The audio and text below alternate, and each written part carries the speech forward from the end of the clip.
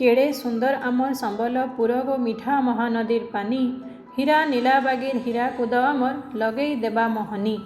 दिना केते जदि रही जीव इन नाई पार केबे भूली। संबलपुरिया आमे सो रखी करी मने हेउथबो भाली। सतके सत आमर संबलपुर केड़े सुंदर आए। ओडिशार पर्यटन मानचित्र देखमा बेले संबलपुर गोटे अलगा परिचय अच्छे। आज कथा हामा विश्व प्रसिद्ध हुमा मंदिर उपरे। संबलपुर 23 किलोमीटर दूरे हुमा मंदिर न भगवान शिव पूजा पाउछन। ई मंदिर सीधा नाई थाईकरी गुटे आड़े ढलिकरी रहीचे। हेथिर लगी ताके बक्र मंदिर भी कहा जायसी। इन पूजा पाउथवा बाबा बिमलेश्वर शिवलिंग माट तलु बाहरी थिला।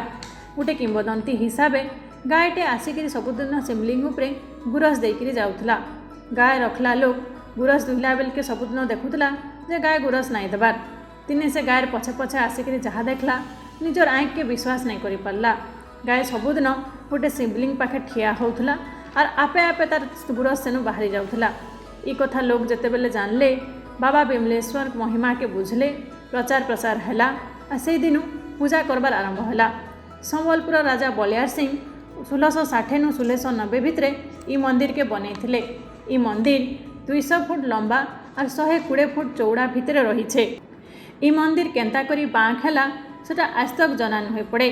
किछि पुरखा लोग कहसन जे महानदीर पान बाजी बाजी करी मंदिर एंता बाँक हो जाइछे। मंदिर के लागी करी गुटे नदीर घाट अच्छे। सेन लाल माछ माने पर्यटक मान को बेसी आकर्षित करसन। ई माछ किए खान नाई। थोरे कथा नाई मानिकरी माइछीटे माछ धरिकरी काटबार के गला बेल के पत्थर हो जाइथिला। से पत्थर मूर्ति आजी गले से घाटे अच्छे। सबुआड़ू देखबार के गले हुमा मंदिर प्रकृति और धार्मिक भावनार गोटे सुंदर जगह है। आपन भी बुली आसन हुमा मंदिर के प्रकृतिर संगे संगे भगवान शिव कर भी आशीर्वाद पाऊँ।